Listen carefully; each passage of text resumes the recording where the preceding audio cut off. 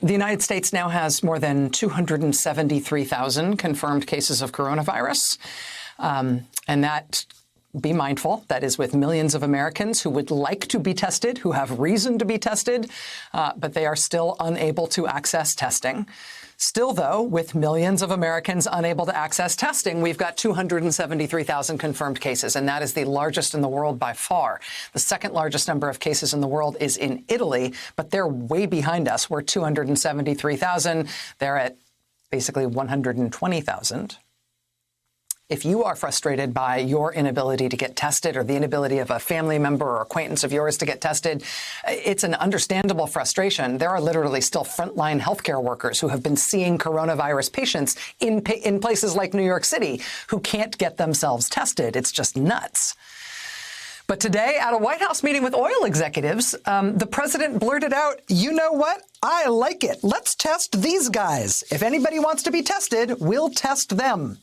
And today at the White House, all those oil executives there to meet with the president got tested. Congratulations, gentlemen. You're lucky guys. 305 people died of coronavirus in New York City in the past 24 hours, which means in America's largest city today, one person died from coronavirus every 4.7 minutes. There are nearly 12,000 people hospitalized in New York City now, and we have been watching how that number has risen over the past 2 weeks. And how do people get to those hospitals? How do those patients arrive? Well, there's one particularly worrying new data point that we got from New York City today, which is that 1 in 4 EMS officers in the New York Fire Department is out sick. And you know who EMS officers are, right? I mean, let's say you are ill with suspected coronavirus. Your condition has deteriorated such that you are in fear for your life. You call 911 for an ambulance. Well, the fire department dispatches EMTs, EMS officers, to come get you in an ambulance. 1 in 4 EMS officers in the New York City Fire Department is out on sick leave. And this is not some kind of labor action or something. They're out because they're ill. This is a 4,000 officer force at FDNY. 4,000 officers, about 1,000 of those 4,000 officers are out sick. We talk about frontline health workers and needing to keep them alive and on the job. Same thing for EMTs. FDNY, the New York Fire Department, also tonight mourning the death of one of its leaders. FDNY Deputy Chief Inspector Saeed Rahman is dead tonight from coronavirus. He was 59 years old. He leaves behind his wife and their 4 sons. The governor of New York has been warning that New York is within a few days now of having every ventilator in the state in use, which will mean no more ventilators available to put new patients on. And that can be a death sentence. You don't go onto a ventilator early on in your disease progression. You go onto a ventilator as a last-ditch effort to keep you alive. New York's governor says it is a matter of days before New York has every ventilator in the state occupied. He has called for mutual aid from other states.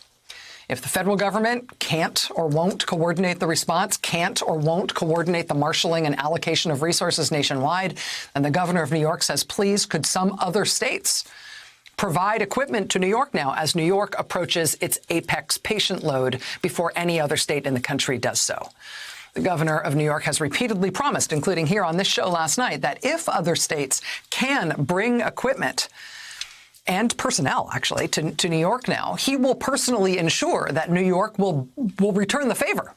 New York will bring that equipment back and more when those other states approach their apex patient load in the weeks ahead. Today was another day when doctors and nurses at a New York City hospital, this time Mount Sinai, pulled together basically an ad hoc, low-tech protest outside their facility to beg for protective equipment so they can keep treating patients without themselves getting infected. Today, New York City's mayor, Bill de Blasio, sort of gamely tried to institute a national draft for relief healthcare workers for New York, asking for healthcare workers to be called up from all over the country to come to New York, to help New York now, saying, as the governor has been saying, that New York will repay the favor back to other states, back to other cities in the country when they hit their peak. If only New York can please get help now as they hit their peak first. Look, if another country were attacking the United States of America, if I told you that a country was attacking the United States of America, attacking our largest city, and simultaneously attacking Florida, attacking Louisiana, attacking Michigan, and that thousands of Americans had died, and I said to you, do you think the military would be called up to fight that enemy? I know you'd say yes. We cannot ask each city to try and somehow improvise while dealing with the greatest healthcare crisis in a century. We cannot ask each state to just go it alone when the only possible way of getting through this is with the full support of our federal government, our military, and the medical community of our entire country. I have called for today something unprecedented, a national enlistment effort, a national effort to bring all available medical personnel into the fight against the coronavirus. A national enlistment effort. The mayor of New York City, of course, no mayor of any American city is empowered to institute a national draft, right? No mayor can order the marshaling of a nationwide surge of American power and personnel to help in a crisis, even if it is a crisis that threatens to kill thousands, tens of thousands, maybe hundreds of thousands of Americans. Mayors aren't in a position to be able to do that. The only person who can marshal that kind of national resource is, well, person at the head of the federal government. In the year 2000, the country elected, barely and arguably, George W. Bush to be president of the United States. In 2004, the country re-elected George W. Bush to be president of the United States. You know how we got a charismatic young Democrat who had only served a half term in the U.S. Senate and would be the nation's first African-American president to be elected president in the United States of America in the election after those two? In part, we got Barack Obama elected in 2008 because of this having gone so wrong in the presidency of George W. Bush. Because in 2005, while a great American city drowned, this was President George W. Bush looking down on it from 30,000 feet. While the perspective on the ground at the time was one that would have led you to know that ultimately there would be nearly 2,000 Americans dead. The George W. Bush White House was just absolutely feckless and failed in the face of that disaster. The president had hired a hand-picked head of FEMA away from his previous job, which was that he was the Judges and Stewards Commissioner for the International Arabian Horse Association. The day Katrina hit, Michael Brown sent an email to another FEMA official that said, "Can I quit now? Can I come home?" A few days into the disaster, he wrote to friends, quote, "I'm trapped now. Please rescue me." Who's the head of FEMA? As 2,000 Americans were dying. It was all hilarious. Mostly, Mr. Brown blamed everybody else. He liked in particular to blame the governor of the state of Louisiana and the mayor of New Orleans, saying amid a backdrop of 2,000 dead and dying Americans, quote, "If the mayor doesn't have the resources to get the poor, the elderly, the disabled, those who cannot out, or if he doesn't have the police capacity to enforce a mandatory evacuation to make people leave, then you end up with the kind of situation we have right now in New Orleans." Well, it turns out the mayor didn't seem to have the power to do what needed to be done. And so, yeah, what a terrible mayor. Must have been his fault. That was the hallmark of the disastrous failure of the George W. Bush administration in Hurricane Katrina. It wasn't the storm itself alone, right? It was the storm itself and a catastrophically failed federal response, characterized by the federal government not doing it and wanting to blame state and local officials instead. Here's a headline in the Washington Post on September 4th, 2005, so almost a week into the full sprawl of that catastrophe. Many evacuated, but thousands still waiting. Here's the lead in that piece. Quote, "Tens of thousands of people spent a fifth day awaiting evacuation from this ruined city," as Bush administration officials blamed state and local authorities for what leaders at all levels have called a failure of the country's emergency management. The federal response was just feckless and counterproductive and unfocused. They didn't think it was their job. They were happy to blame lower-level officials. And so the federal government behaved accordingly. The Secretary of State at the time this was all unfolding was literally high-end shoe shopping in New York City as New Orleans drowned. She ended up in the New York tabloids for getting cursed out by somebody working in the shoe shop. But the Bush administration blaming local officials and the catastrophe of the federal response, those were not unrelated things. Right? Blaming local officials was politically convenient. They particularly like to blame Democratic officials, for example, at the local and state level. But them failing to act, failing to do what the federal government was supposed to do, those were two sides of the same coin. Because what happened in the George W. Bush-Katrina failure was a specific national technical kind of failure. Right? When they sent in FEMA, right, even if it was being run by the Arabian horse guy, when they sent in FEMA and they invoked these, the National Emergencies Act, these things aren't a semantic way of just alerting people to the fact that something is a big problem. You don't call something a national disaster or a national emergency just to make it sound bad. Those are technocratic things, technocratic decisions that are supposed to set things in motion. When you declare something a national disaster, a national emergency, that is a means of declaring and setting in motion that the federal government will coordinate the response to the crisis. It's literally in the statute, right, that the president thereby puts the federal government in charge to, quote, coordinate all disaster relief assistance provided by federal agencies, private organizations, and state and local governments, to provide technical and advisory assistance to affected state and local governments, and on and on. But it is the federal government that coordinates the response. That is what you are declaring you will do when you declare something a federal emergency, a federal disaster. Yes, local officials and state officials are in charge of their own problems in general on a day-to-day basis. But in cases where it is beyond their means to do so, then a disaster, an emergency is declared. And when that is declared at the federal level, as President Trump did for coronavirus on March 13, that means something specific. It means the president has invoked the statutes that explicitly declare that the federal government will coordinate all disaster relief assistance. But then once you have declared that, you actually have to do it. In Katrina, the Bush administration ultimately did figure that out way too late, after they fired the Arabian Horse Association guy, heck of a job, and all the rest, right? Ultimately, they brought in a U.S. Army general, General Russell Honore, who was just on with Chris last hour. They brought him in to actually take charge and to start to clean up what had been a failed, feckless federal mess. But by the time General Honore came in and started to get things in shape, for the 2,000 Americans who died in that disaster, it was too late. And no, that wasn't the only reason we got President Obama as the successor to Republican President George Walker Bush. I mean, George W. Bush was a bad president, and his presidency was full of very terrible things. But in Katrina, that coarse and desperate technical failure to take federal responsibility for a national disaster was just a different kind of bad. You know how people say, you had one job? Well, it's a president's job to declare a national disaster, a national emergency. But then, by definition, it is the president's job to get the federal government to run the response to that emergency. That's why you declare it. That's the whole point.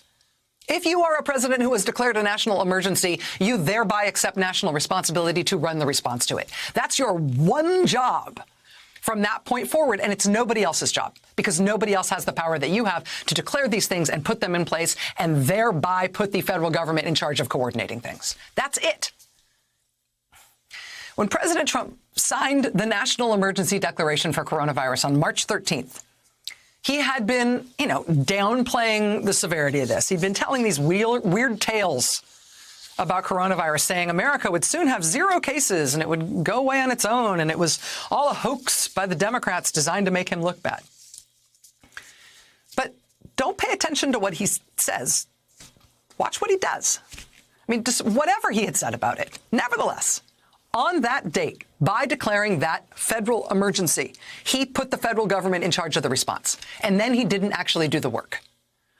And so now we are in the part where he is blaming the states, right? His statement on Twitter now that the states should have been stocked up. And the administration today changing the definition of the federal stockpile of emergency supplies so that they're making up now that it's never supposed to be stuff that goes to the states to bolster what they need in a national emergency, even though that's always been what it is. I mean, claiming that the federal role here is just to play backup, because it's really the states that are responsible for responding to a national disaster, and so therefore everything that's going wrong is the state's fault. You know, it's the same blame the governors, blame the mayor strategy that worked out so great for the George W. Bush White House during Katrina. And as of today, the American death toll for coronavirus is more than triple already what the death toll was in Katrina. It may be 100 times the death toll from Katrina by high summer. But the type of failure is the same at core. I mean, and again, you know, you can get really focused on the president's demeanor and the president's mendacity. Yes, the president has lied about this crisis, lied about the virus. He has said terribly ignorant and dangerous and damaging things about it. His public presentations in terms of how he has handled this are just astonishingly bad. But ignore what he says. Look at what he has done. Still, no nationwide stay-at-home order. No widespread access to tests, still. No national quartermastering for procurement and allocation of critical medical supplies. No real use of the Defense Production Act to compel the production of supplies, despite the fact that he keeps citing it. It's not happening. I mean, to the contrary, he's actually been using FEMA to undercut the ability of states to procure materials on their own.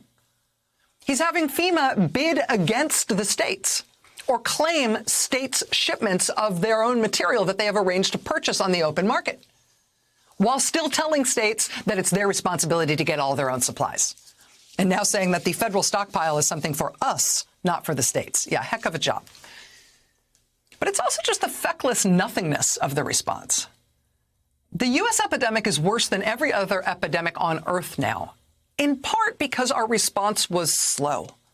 Delay in this case equals death. Slowness equals death. This turns out to be crucial. If you act fast to contain the spread of the virus, you will reduce the number of people who ultimately get it, the number of people who get sick, and the number of people who die, and the rate at which your health system is at risk of collapse.